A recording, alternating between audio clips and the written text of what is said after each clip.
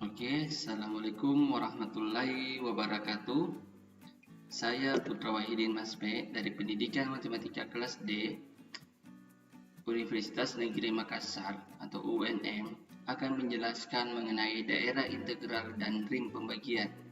Nah, langsung saja untuk menghemat waktu, kita langsung saja masuk mengenai daerah integral. Nah, apa sih daerah integral itu? Definisinya itu adalah ring komutatif dengan unsur kesatuan dikatakan daerah integral jika tidak mempunyai unsur pembagi nol. Jadi integral domain itu harus ring komutatif dan mempunyai unsur kesatuan dan tidak mempunyai unsur pembagi nol. Oke, bisa dilihat di sini syarat-syaratnya itu apa saja. Nah, di sini tuh ada beberapa. Pertama itu kayak tertutup terhadap penjumlahan. Nah, di sini tuh saya jabarkan masing-masing, tapi sebetulnya di sini poin pertama sampai poin kelima itu syarat dari grup komutatif terhadap penjumlahan. Jadi grup komutatif itu syaratnya itu ada 5, itu bisa dilihat: tertutup terhadap penjumlahan, asosiatif terhadap penjumlahan, adanya unsur satuan, adanya unsur balikan atau inverse-nya, dan komutatif terhadap penjumlahan. Sedangkan yang ke poin ke-6 dan sampai 7-8 itu syarat dari semigroup. Jadi di sini tuh saya jabarkan masing-masing supaya bisa lebih diketahui, lebih dilihat. Jadi maksudnya sini misalkan kita ambil contoh untuk adanya unsur satuan atau identitasnya.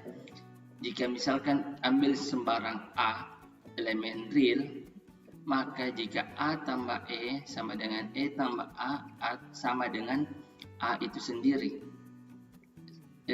Untuk yang poin ke-8 bisa dilihat adanya unsur satuan juga di sini. Kalau tadi yang saya jelaskan itu penjumlahan, sedangkan yang keduanya itu perkalian dan akan menghasilkan A itu sendiri juga.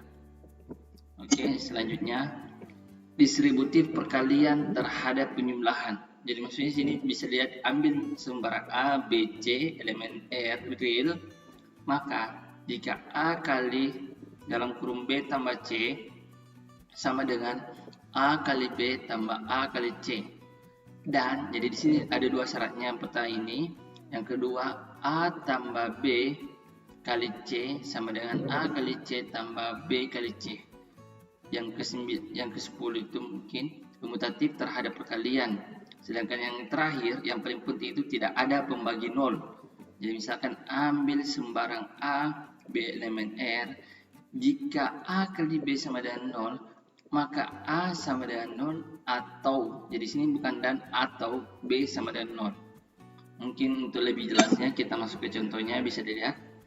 Nah, contoh daerah integral bisa tunjukkan Z3 atau Z modulo 3. Jadi tapi akan saya sebutkan Z3. Tunjukkan Z3 merupakan daerah integral.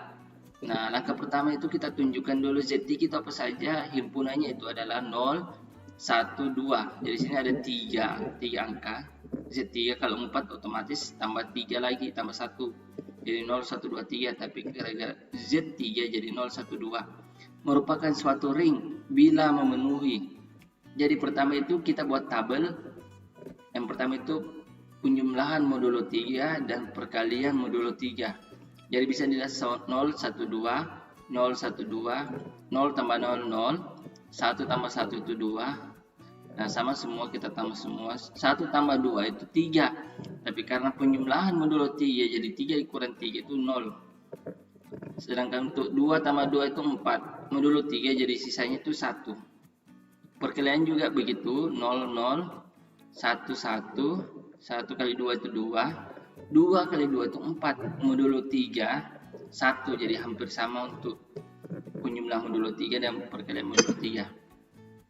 Nah, sekarang itu yang pertama itu kita uji apakah merupakan grup komutatif terhadap penjumlahan atau tidak. Nah, sini kita uji pertama tertutup. Nah, dari syarat ini ternyata tertutup terhadap Z3, memenuhi syaratnya untuk tertutup. Bisa dilihat elemennya itu 0, 1, 2. Elemen Z3 sini 1 tambah 0, 1. 1 tambah 1, 2. 1 tambah 2 itu 3. 3 modulo 3 itu 0. Memenuhi 0, 1, 2. Jadi hasilnya itu ada di antara elemen ini, maka tertutup. Sedangkan asosiatif bisa dilihat juga sama-sama menghasilkan 0.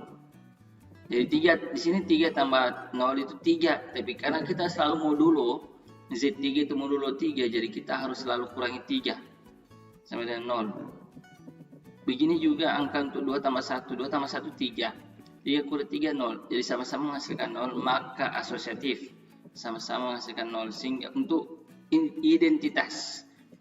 Jadi misalkan kita ambil sebaran 0, 1, 2 untuk elemen masing-masing Z3, maka 0 tambah E sama dengan E tambah 0 sama dengan 0. 1 tambah E sama dengan E tambah 1 sama dengan 1. Begitu demikian untuk 2. 2 tambah E sama dengan E tambah 2 sama dengan 2. Jadi Z3 ada unsur satuan atau identitasnya. Nah, untuk selanjutnya itu adanya unsur inverse. Bisa dilihat di sini, ambil sebaran misalkan 0 sama dengan elemen Z3, pilih 0. Sehingga 0 tambah 0 sama dengan 0 sama dengan E, maka inverse 0 itu 0. Ambil sebaran Z3 misalkan 1 elemen Z3, pilih 1 elemen Z3 sehingga 1 tambah minus 1 sama dengan 0 sama dengan E, maka inverse 1 sama dengan 0. Dan 2 juga begitu, sehingga akan Z3 ada unsur balikan. Nah, untuk selanjutnya komutatif. Bisa dilihat, ambil sebaran nilai dari Z3. Misalkan A sama dengan 2, B sama dengan 1 untuk elemen Z3. Jadi, dalam kurung A tambah B balas kurung sama dengan 2 tambah 1 sama dengan 0. Karena 2 tambah 1 3, 3 Z3 itu 0. Modulo 3. Dan B tambah A, 1 tambah 2 itu 3. 3 modulo 3 itu 0 juga. Sehingga A tambah B sama dengan B tambah A sama dengan 0. Maka Z3 komutatif. Sehingga dari kesimpulan 5 poin ini, maka bisa disimpulkan Z3 yang mana elemennya 0, 1, 2 merupakan grup komutatif terhadap penjumlahan. Nah, selanjutnya itu kita uji semigrupnya. Semigrup terhadap perkalian. Bisa lihat hampir sama dengan penjumlahan tadi. Untuk tertutup itu kita cuma membedakannya perkalian. Jadi penjumlahan sekarang perkalian. 1 kali 0, 0. Ada bagian dari elemen. 1 kali 1, 1. Ada bagian dari elemen. 1 kali 2, 2. Ada. Sehingga bisa dikatakan tertutup. Untuk asosiatif, sama-sama menghasilkan 0. 2 kali 0, 0. Sini juga 2 kali 0, 0. Maka Z3 itu asosiatif, sehingga bisa disimpulkan Z3 itu yang mana elemennya 0, 1, 2 merupakan semigrup terhadap perkalian. Nah, untuk ketiga itu distributif perkalian terhadap penjumlahan. Jadi misalkan ambil sembarang, misalkan A-nya 2, B-nya 1, C-nya 0, yang pastinya elemen Z3 untuk masing-masing. Nah, jika misalkan A kali B, A dalam kurung B tambah C balas kurung sama dengan, apakah hasilnya sama dengan ini? Kita lihat, kita uji. Jadi hasil dari ini A kali B tambah C, apakah sama dengan A kali B tambah A kali C? Jadi bisa dilihat A-nya itu 2, kita masukkan semua variabelnya sini, 2, 1, 0, akan menghasilkan 2. Sedangkan untuk yang di bawah itu juga menghasilkan 2, memenuhi syarat. Nah, ini hanya langkah pertama. Langkah keduanya itu masih ada. Apakah sama? A tambah B kali C sama dengan A kali C tambah B kali C. Bisa dilihat sini A-nya tadi 2, B 1, kita C-nya 0, kita masukkan semua 0. Di sini juga A kali C, A-nya itu 2, C-nya 0, B-nya 1, C-nya 0, menghasilkan 0. Maka bisa disimpulkan juga karena sama-sama menghasilkan 0, maka bisa disimpulkan A tambah B kali C sama dengan A kali C tambah B kali C sama dengan 0. Sehingga Z3 yang mana yang punya 0, 1, 2 distributif perkalian terhadap penjumlahan. Karena Z3 itu memenuhi semua aksioma-aksioma yang ada, maka Z3 adalah suatu ring. Jadi bisa juga disebut ring. Nah, uji selanjutnya itu apakah unsur kesatuan, apakah masuk dalam unsur kesatuan. Jadi terdapat A elemen Z3 sedemikian sehingga A kali B sama dengan B kali A sama dengan B. Untuk setiap B itu pastinya elemen Z3. Jadi misal contohnya saja, ambil unsur kesatuan Z3 adalah 1. Karena 1 kali 2 sama dengan 2 kali 1 sama dengan 2. 1 kali 0 sama dengan, jadi masing-masing kita kali 1. 1 kali 0, jadi tadi kali 2 kali 1, 0 kali 1, 1 kali 1, jadi masing-masing dikali 1 akan menghasilkan dirinya sendiri. Kayak 2 dikali 1 menghasilkan dirinya sendiri, 0 kali 1 menghasilkan dirinya sendiri, 1 kali 1 menghasilkan dirinya sendiri. Jadi ring itu memiliki unsur kesatuan. Dan untuk terakhir yang paling penting itu apakah mempunyai tanpa pembagi 0. Suatu ring R dikatakan ring tanpa pembagi 0 jika tidak ada anggota A, B di R dengan A tidak sama dengan 0 dan B tidak sama dengan 0. Jadi A dan B itu tidak boleh sama dengan 0. Sehingga A kali B itu sama dengan 0. Dalam hal ini A dan B berturut-turut disebut sebagai pembagi 0 kiri dan pembagi 0 kanan. Suatu ring R dikatakan ring tanpa pembagi 0 jika dan hanya jika untuk setiap A B elemen R dengan A kali B sama dengan 0, A sama dengan 0 atau B sama dengan 0. Nah, contohnya kita lihat sini A sama dengan 1 atau 2, B juga 1 atau 2. Jadi A tidak sama dengan 0, B tidak sama dengan 0. Maka jika 1 kali 1, mohon maaf.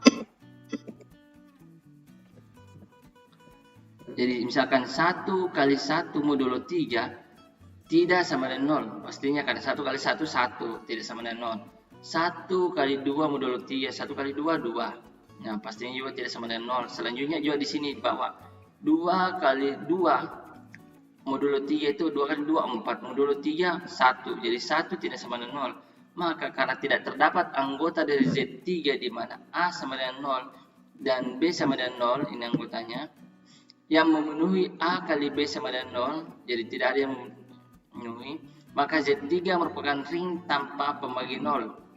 Karena memenuhi semua syarat, jadi syaratnya tadi itu semua, yang tadi dari langkah pertama, grup komutatif, semigrup, memiliki unsur kesatuan dan tanpa pembagi 0, maka bisa disebut daerah integral. Jadi karena memenuhi semua syarat, maka kita bisa menyebutkan kalau contoh tersebut merupakan daerah integral. Z3 merupakan daerah integral. Oke, selanjutnya kita masuk kepada ring pembagian. Nah, ring pembagian, definisi itu suatu ring R dinamakan ring pembagian atau division ring jika memenuhi. Yang pertama itu ada 3 syaratnya. Yang pertama, R lebih besar atau sama dengan 2. Jadi sini R itu bukan nilai mutlak ya. Di sini bisa ada penjelasannya. R itu banyaknya anggota di R. Jadi R itu banyaknya anggota di R. Yang kedua itu R memiliki unsur kesatuan, jadi sama-sama. Salah satu syaratnya itu ring pembagian dan daerah integral memiliki unsur kesatuan.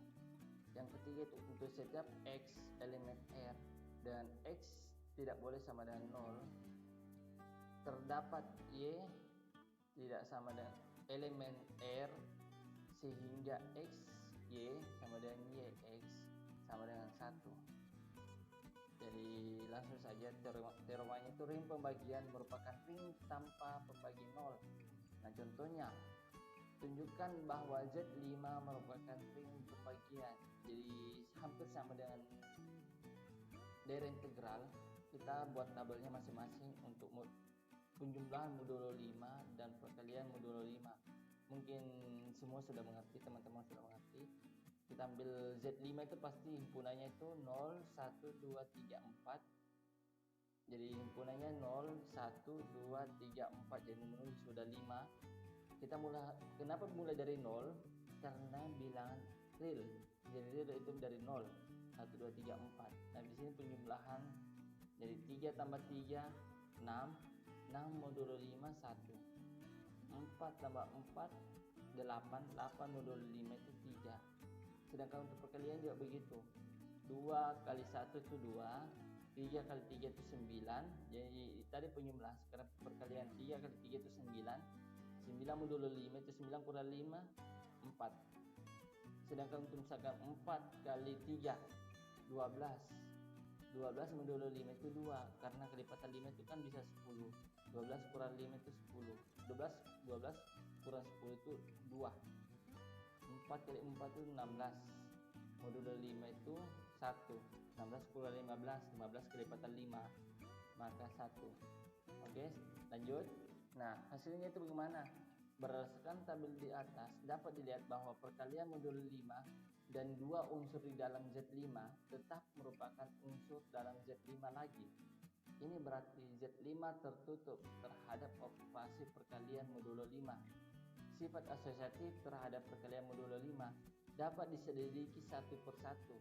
Demikian juga sifat distributif kiri dan distributif kanan. Hal ini mungkin dilakukan karena banyaknya elemen dari Z5. Jadi tadi terdapat beberapa elemen. Berhingga dengan demikian dapat disebutkan bahwa Z5 modulo penjumlahan dan perkalian modulo 5 merupakan ring dengan banyaknya elemen berhingga.